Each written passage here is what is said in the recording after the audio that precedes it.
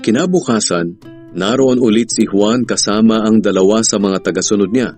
Nang makita niya si Jesus na dumaraan, sinabi niya, "Narito na ang tupa ng Diyos."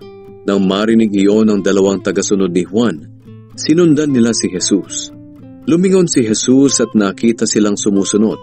Kaya tinanong niya sila, "Ano ang kailangan ninyo?" Sumagot sila, "Rabbi, saan po kayo nakatira?" Ang ibig sabihin ng rabbi ay guro.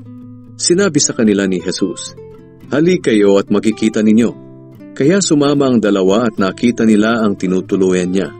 Bandang 4:00 na noon ng hapon, kaya doon na sila nagpalipas ng gabi. Ang isa sa dalawang nakarinig ng sinabi ni Juan at sumunod kay Jesus ay si Andres, na kapatid ni Simon Pedro. Kinaumagahan, hinanap kaagad ni Andres ang kapatid niyang si Simon at sinabi sa kanya, "Natagpuan na namin ang Mesiyas." Ang ibig sabihin ng Mesiyas ay Kristo. Isinama niya si Simon kay Jesus.